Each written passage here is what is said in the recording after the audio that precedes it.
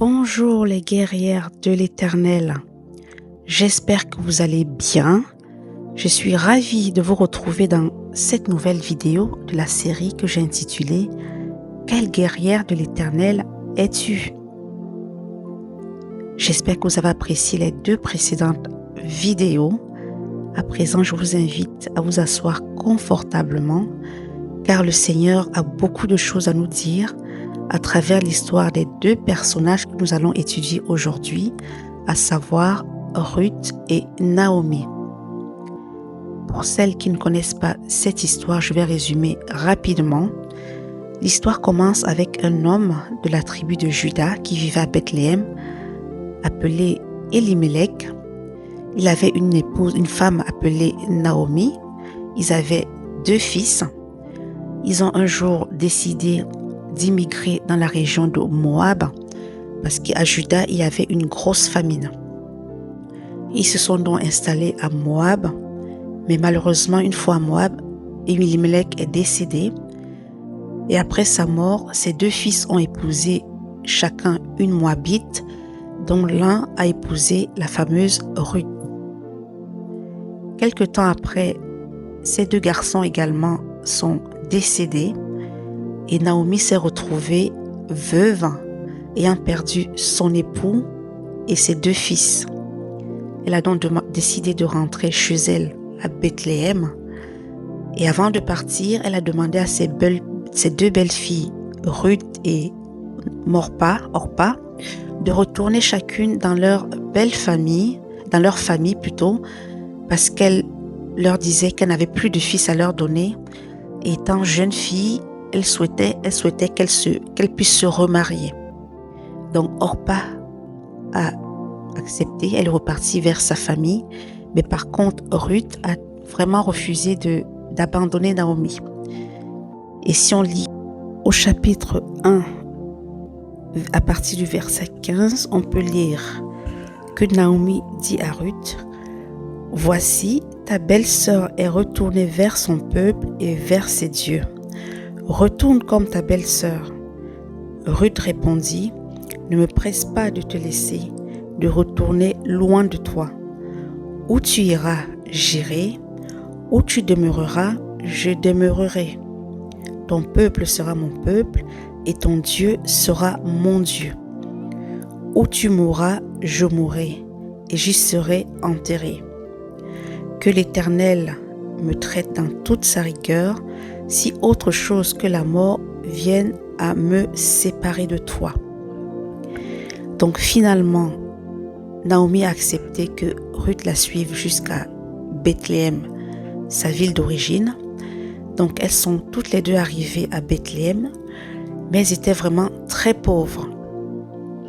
Si bien qu'un jour, Ruth a proposé à sa belle-mère d'aller glaner. Glaner signifie, il faut savoir que dans la culture juive à l'époque, ceux qui étaient propriétaires terriens ne devaient pas récolter la totalité de leur culture afin de permettre à ceux qui étaient pauvres de passer après eux pour prendre les miettes qui restaient en fait. Donc c'est ce que Ruth a fait. Elle est partie glaner sur une terre. Il s'avère que cette terre appartenait à un parent de Naomi, plutôt un parent de l'époux de Naomi. Ce parent s'appelait Boaz. C'était un homme puissant et très riche. Quand on lit l'histoire jusqu'au bout, donc Ruth finira par épouser ce monsieur appelé Boaz. Qu'est-ce qu'on peut tirer de cette histoire de Ruth et de Naomi? Le Seigneur veut vraiment qu'on retienne le type de relation qu'il aimerait voir entre la belle-mère et la belle-fille. On peut remarquer une relation d'amour, de respect, de sacrifice, oui, d'amour de l'une envers l'autre. Naomi qui a dans un premier temps aimé ses belles-filles au point où elle leur a demandé de rentrer chez elle pour se remarier, pour refaire leur vie parce qu'elles étaient jeunes. Également Ruth qui a beaucoup aimé sa belle-mère, qui l'a bien traitée du vivant de son mari, et par amour également pour elle et par sacrifice, elle n'a pas voulu la laisser retourner seule, sachant qu'elle avait perdu toute sa famille, son mari et ses enfants. Donc elle a voulu repartir avec elle pour pouvoir s'occuper d'elle, puisque Naomi était déjà une femme âgée, donc Ruth voulait rester auprès d'elle pour s'occuper d'elle jusqu'à ses derniers jours. Donc, au travers de cette relation entre Ruth et Naomi, le Seigneur voudrait nous alerter car de plus en plus, les relations entre belle-mère et belle-fille sont vraiment électriques, malheureusement. Donc, j'aimerais donc m'adresser d'abord à toi, ma sœur, qui est arrivée dans une famille, qui a épousé leur fils, qui est la belle-fille de cette famille. Comment te comportes-tu avec ta belle-mère? Est-ce que tu es celle-là qui lui parle mal? Est-ce que tu es celle-là qui la rejette, qui ne veut même pas la voir dans ta maison? Est-ce que c'est celle-là qui l'insulte, qui la méprise, qui l'humilie? Surtout si c'est une femme qui est démunie. Comment te comportes-tu avec ta belle-mère? Parce qu'il y a malheureusement beaucoup de belles filles qui veulent juste prendre l'époux, s'occuper que de leur mari, de leurs enfants et de leur famille à elles. Parce qu'il y a beaucoup de belles filles qui passent leur temps à s'occuper de leur mère, de leur famille, qui acceptent que leur mère, leurs frères, leurs sœurs, neveux, nièces viennent vivre même dans leur foyer, mais ne veulent pas sentir la belle famille, refusent totalement que les membres de la famille de son époux viennent également leur rendre visite ou prendre l'un d'entre eux pour s'en occuper. Malheureusement, il y a des cas de ce type. Le Seigneur veut donc tirer la sonnette d'alarme et te parler à toi qui es dans cette situation, toi qui agis de la sorte, à vraiment changer ta manière de faire. Ta belle-mère, tu dois la prendre comme ta maman, la respecter comme ta maman parce que, mine de rien, c'est entre guillemets grâce à elle, elle s'est sacrifiée, elle s'est occupée de cet homme que tu aimes, cet homme qui est aujourd'hui ton époux. C'est elle qui s'en est occupée et ne serait-ce que pour ça, tu lui dois un minimum de respect. Tu ne peux pas t'occuper de ta belle-mère, de ta mère et laisser ta belle-mère vivre dans la misère totale. Et surtout pire, certains d'entre vous poussent ces belles-mères, poussent leurs époux à couper complètement les ponts avec leur mère, voire avec toute la famille. Le Seigneur vous alerte et vous informe qu'il est plus que temps de changer de comportement. Je m'adresse maintenant à toi qui es belle-mère, maman. Comment traites-tu ta belle-fille? Certains d'entre vous sont celles-là qui passent leur temps à critiquer leur belle-fille, à les humilier, à venir chez elles dans leur maison. Parce qu'il faut savoir que la maison de votre fils, c'est aussi la maison de votre belle-fille. À venir chez elle, fouiller partout, se mêler de tout, la critiquer ouvertement, même devant ses enfants, l'insulter, fouiller dans ses affaires. Le Seigneur dit qu'il faut vraiment changer ce comportement. Ta belle-fille, c'est comme ta fille. De la même manière que tu aimerais que ta fille soit heureuse dans son mariage, soit en paix dans son mariage, le Seigneur t'invite également à donner cette même paix à ta belle-fille que tu dois prendre comme ta fille. Certains d'entre vous fouillent tellement partout qu'elles entrent même dans la chambre conjugale. Vraiment, elles se comportent comme si elles étaient la rivale de leur belle-fille. Donc, maman, si tu l'ignorais, parce que soit tu es consciente et tu sais quel est l'objectif de ce type d'agissement, ou peut-être tu es inconsciente, mais permets-moi de te dire que ce type de comportement, c'est de la sorcellerie inconsciente.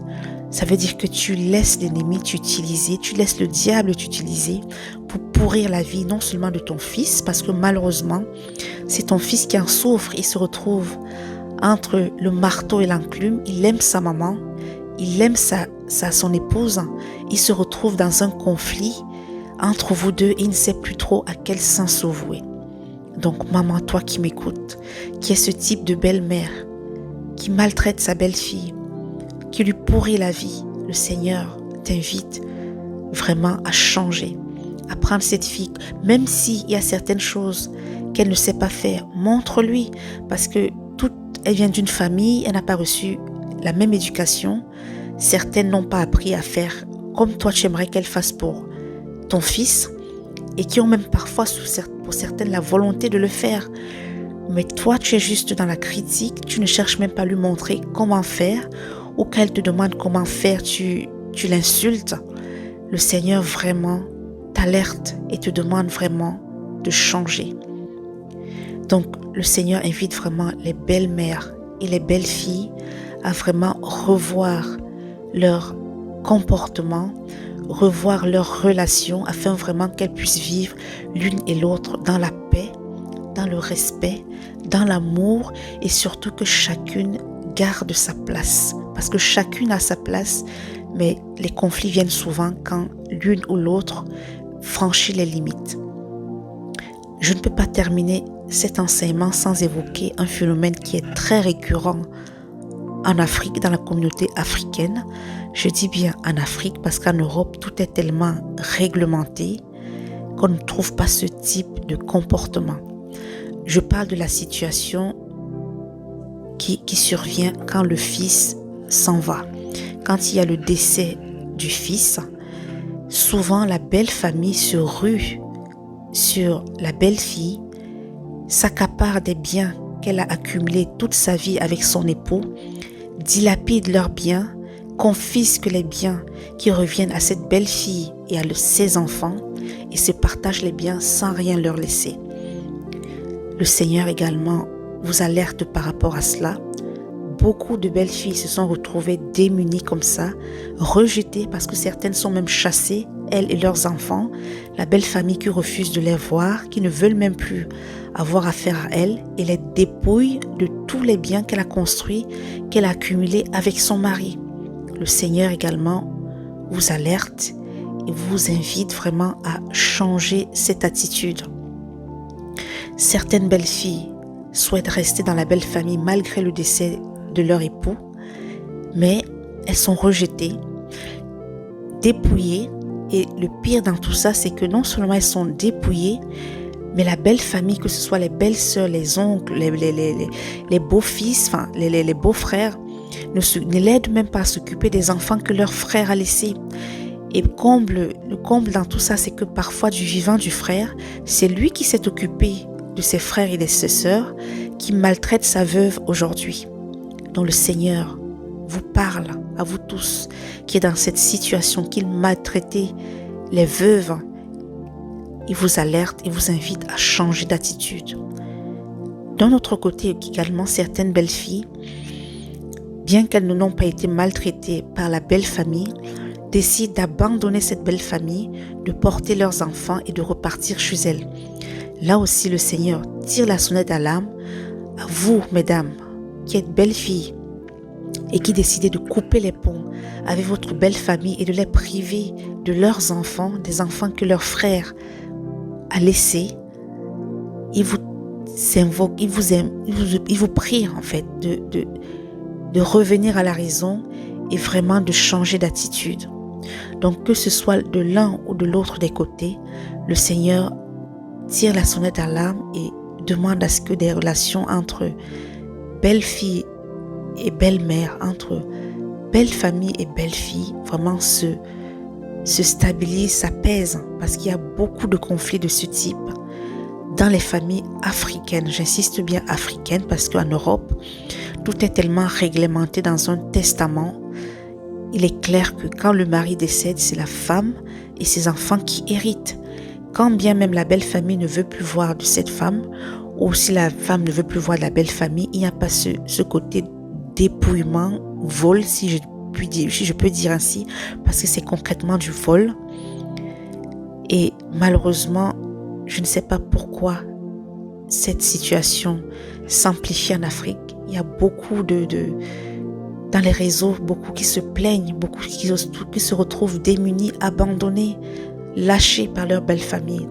Et des belles familles qui se plaignent des enfants qui ont disparu parce que leur belle-fille, après la mort de leur fils, s'en est allée avec les enfants sans leur laisser la possibilité de contacter leurs grands-parents, de contacter leurs oncles et leurs tantes. Alors, mesdames, prenons l'exemple sur Naomi et Ruth et formons des familles unies, des familles qui se respectent, des familles qui s'aiment, des familles qui se soutiennent, des familles qui ont du respect l'une pour l'autre. Donc j'espère vraiment que ce message va vous interpeller. Et je vous dis à très bientôt pour la prochaine vidéo sur la même série. Quelle guerrière de l'Éternel es-tu? Toi qui m'écoutes, quelle position as-tu? Si tu es belle-mère ou si tu es belle-fille, est-ce que tu te reconnais dans l'une ou l'autre des facettes que je viens de présenter? Si c'est le cas, ma sœur, je t'invite vraiment à revoir ton attitude, car vous êtes sans oublier que le Seigneur est le Dieu des veuves et des orphelins. Il dit dans sa parole, si je vais dans le livre d'Exode, chapitre 22, au verset 22 à 24, « Tu n'affligeras point la veuve ni l'orphelin. Si tu les affliges et qu'ils viennent à moi, j'entendrai leurs cris. Ma colère s'enflammera et je vous détruirai par l'épée. Vos femmes deviendront veuves et vos enfants orphelins. » Donc à vous qui maltraitez les veuves et les orphelins, sachez que l'Éternel est leur Dieu et c'est lui qui leur fera justice. Sur ce, à très bientôt. Amen.